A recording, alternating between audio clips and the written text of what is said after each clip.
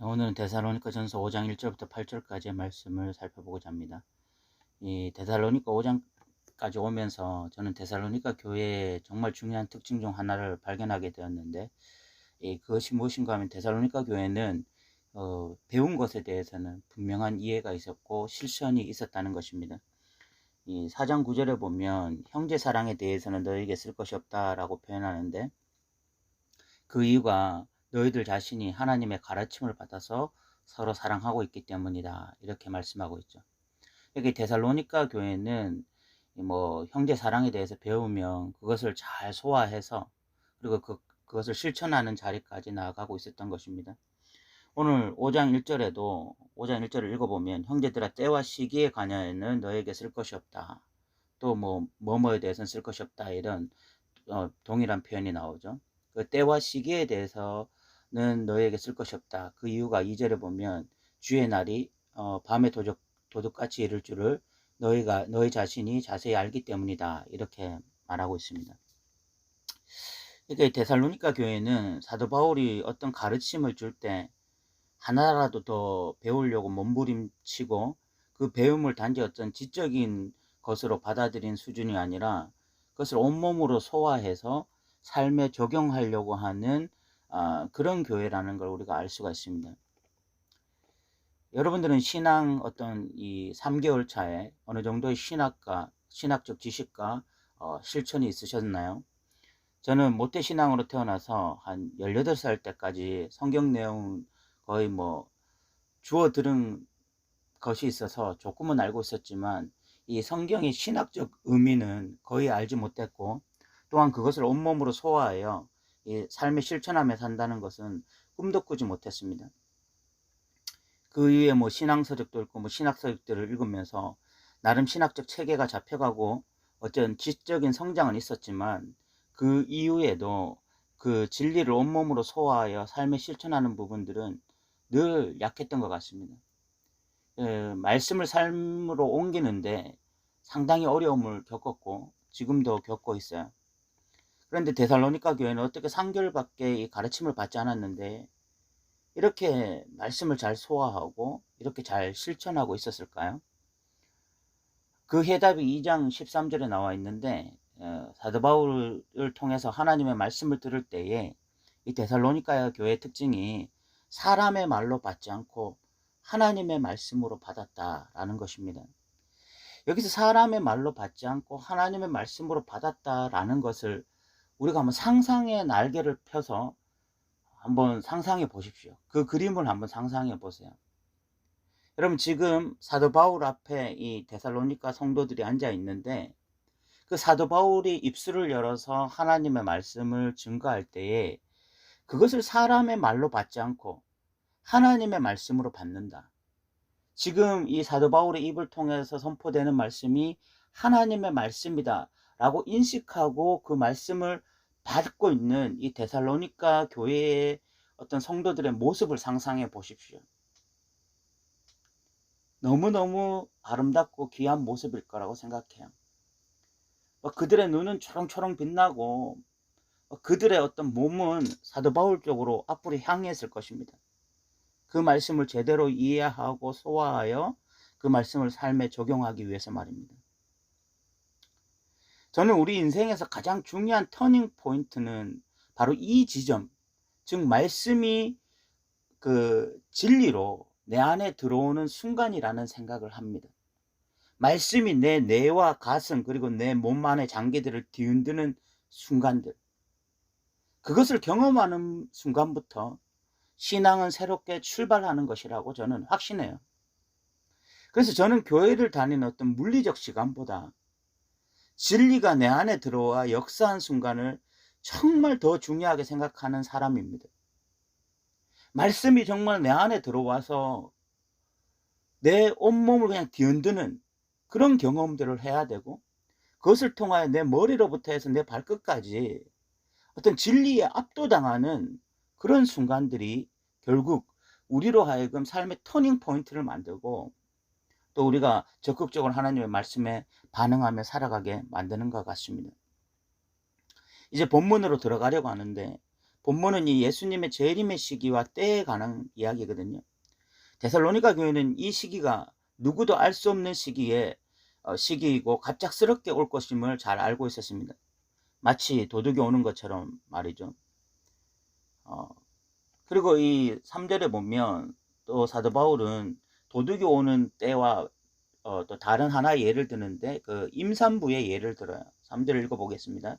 그들이 평안하다 안전하다 할 그때에 임신한 여자에게 해산의 고통이 이른과 같이 멸망이 갑자기 그들에게 이르니 결코 피하지 못하리라. 오늘날은 의학이 발달되어져서 어느 정도 자녀가 언제 출산할지를 예상할 수 있지만, 그러나 사도 바울 시대에는 거의 예측이 불가능했죠. 갑작스럽게 일어나는 것입니다. 오늘날도 어느 정도 예상을 하지만 그게 정확하게 어느 시기인지 알지 못하듯이 그 임신한 여인이 갑자기 애를 낳듯이 예수님의 어떤 재림은 갑자기 이루어진다. 이것은 어떤 도둑이 갑자기 침입한 것과 동일한 것이죠. 그런데 그 앞에 평안하다 안전하다 할 때라는 말이 나옵니다. 평안하다 안전하다고 말할 때라는 것은 사람들이 전혀 예상을 하지 못했다라는 것을 넘어서서 전혀 예수님이 오실 것이라고 기대하지 않는 순간, 오히려 안심하고 있을 때에 예수님이 오신다는 거죠.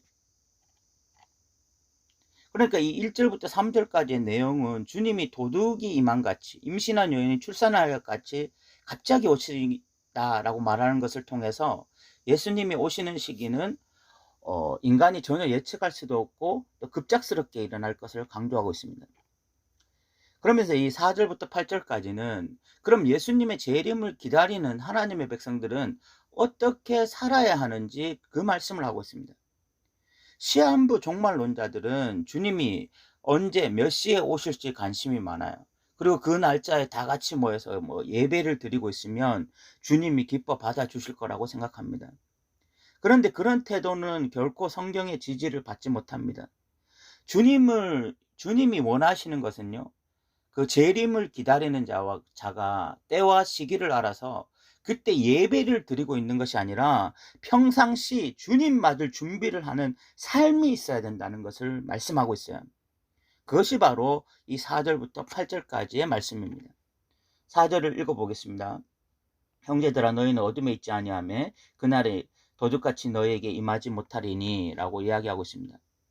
형제들아 라는 말은 그리스도인을 지칭하는 말이죠. 그리스도인들은 어둠에 있지 않다는 것은 단지 정체성이 이제 하나님의 백성이 되었다는 것이 아니라 하나님의 백성으로서 진리 안에서 살아가는 삶을 포함하는 말입니다. 그리고 그렇기에 그리스도인들에게는 그날이 도둑같이 임하는 날이 아니라고 말합니다. 왜냐하면 진리를 따라가는 삶 자체가 예수님의 재림을 준비하고 있는 것이기 때문에 그런 거죠. 그리고 5절에 보면 너희는 다 빛의 아들이요 낮의 아들이라 우리가 밤이나 어둠에 속하지 아니하나니 라고 이야기합니다. 그리스도인의 정체성에 빛의 아들이고 낮의 아들이라고 말하면서 밤이나 어둠에 속하지 않았다고 말합니다. 이는 단순히 신학적인 이야기가 아닙니다. 많은 그리스도인들이 이런 말씀을 자꾸 신학적으로 이해해요. 우리가 이제 하나님의 백성이 되었고 사탄의 자녀가 아니다. 우리는 이제 하나님 나라에 속해 있고 사탄의 나라에 속해 있지 않다. 그렇게 신학적으로 머리로 이해하는 것입니다. 그런데 이는 신학적일 뿐만 아니라 굉장히 실제적인 이야기입니다. 예를 들어 우리의 국적이 대한민국이지 북한이 아닙니다 라고 말을 할 때에 우리는 그 말에 100% 동의하죠. 그러나 그것이 이론적인 이야기만이 아니잖아요. 그건 그냥 말이 아닙니다. 실질적으로 우리는 대한민국 국민이기 때문에 대한민국의 시스템에 지대한 영향을 받으며 살아갑니다. 우리는 대한민국의 헌법을 지키지 않으면 처벌을 받고 또 이 공산주의 시스템이 아니라 자본주의 시스템에 영향을 받으면서 살아가고, 우리가 위급 상황이 되면 국가가 적극적으로 대응하거나 보상하기도 합니다. 우리가 대한민국에 속해 있기 때문에 대한민국 국민으로서 지켜야 할 의무가 있고 혜택이 있고 이런 것들 다 실제적인 이야기예요. 마찬가지입니다. 우리가 이제 정체성이 이제 하나님의 백성이고 우리가 소속된 나라가 하나님 나라라면 우리의 삶에서 가장 중요한 분이 하나님이고 우리가 가장 많이 영향을 받는 것은 성경이고 우리가 가장 많이 지배를 받는 것은 성령 하나님입니다. 이게 결코 신학적인 이야기일 수만이 없어요. 6절부터 8절까지는 이렇게 정체성이 명확하고 소속이 명확할 때 우리가 취해야 할 명확한 태도에 대해서 말하고 있습니다. 6절에 보면 그러므로 우리는 다른 이들과 같이 자지 말고 깨어 정신을 차릴지라 라고 이야기하고 있습니다. 여기서 우리 그리스도인들이 먼저 취해야 될 행동이 자지 말아야 되는 것입니다. 그러면 잔다는 것이 무엇입니까? 7절에 보면 자는 자들은 밤에 자고 취하는 자들은 밤에 취하되 라고 이야기하고 있습니다. 밤에 자고 밤에 취한다라는 것이 자는 자들의 특징이에요. 그러면 밤에 잔다는 것이 무엇을 의미하는 것입니까? 의식이 없는 상태를 말하는 거죠. 무엇에 대한 의식이 없는 거예요? 예수님에 대한 의식이 없는 상태고 진리에 대한 의식이 없는 상태입니다. 그렇게 24시간 예수님에 대한 의식도 없고 진리에 대한 의식도 없이 살아갈 때 그것이 자는 상태입니다. 술 취한다는 것이 뭡니까? 술은 외부의 자극으로 말미암아 내 의식과 몸이 지배를 당한 상태예요.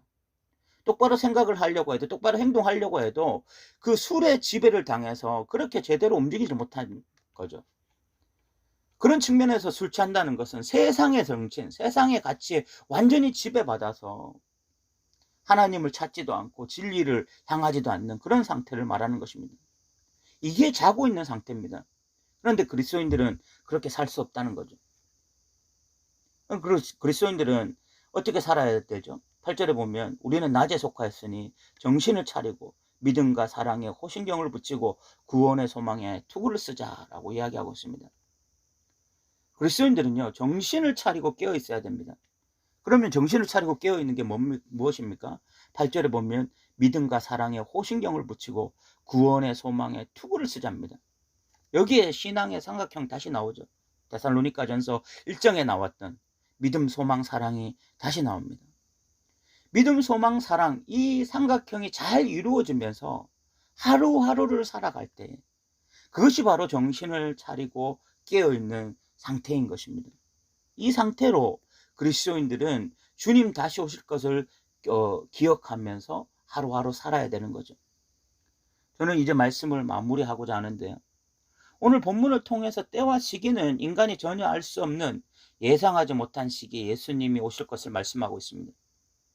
그러므로 우리는 때와 시기를 알려고 할 필요가 없습니다. 중요한 것은 예수님의 재림의 시기를 아는 것이 아니라 그 시기를 준비하며 살아가는 것이죠. 준비하며 살아간다는 것은 자지 말고 정신을 차리고 깨어있는 것을 의미합니다. 자는 자들이라는 것은 예수님과 상관없이 진리와 상관없이 그냥 정신없이 하루하루를 보내는 것을 의미합니다. 심지어 그리스도인들이라 할지라도 교회 다니는 교인들이라 할지라도 주일이 아닌 평일날 성경 한번 제대로 진지하게 묵상하지 않고 예수님을 깊이 묵상하지 않고 하루하루를 보내고 있는 자들이 있다면 그들은 지금 잠자고 있는 자들입니다. 우리는 그렇게 살아가는 자들이 아니라 정신을 차리고 깨어있는 자들로서 신앙의 삼각형을 절대적으로 유지하면서 그렇게 살기를 몸부림치며 살아가야 되는 거예요. 믿음의 삼각형이란 믿음, 소망, 사랑의 삼각형 말입니다. 때로 우리는 믿음은 있지만 사랑이 없어서 주변에 상처를 주기도 하고 사랑은 있지만 믿음이 없어서 신앙에 뒷걸음질 치기도 합니다. 또는 믿음과 사랑은 있지만 소망이 없어서 내일의 기대감 없이 하루하루 그저 견디며 살아가기도 합니다. 그런데 이 삼각형이 잘 유지되면 믿음으로 세상을 바라보고 사랑으로 이웃을 섬기며 소망으로 오늘 또 내일에 대한 기대로 살아가는 자들이 되는 것입니다. 이런 삶을 오늘도 살고 내일도 살고 1년 뒤에도 살고 5년 뒤에도 살고 10년 뒤에도 살 때 그것이 바로 언제 오실지 모르는 그 예수 그리스도를 재림을 준비하며 살아가는 그런 신앙인의 태도인 것입니다. 우리 모두 다 빛의 자녀들로서 믿음, 소망, 사랑 이 신앙의 삼각형을 잘 유지하면서 끝까지 신앙으로 다름질하는 그런 저와 여러분 되시기를 주님의 이름으로 부탁드립니다. 들어주셔서 감사합니다.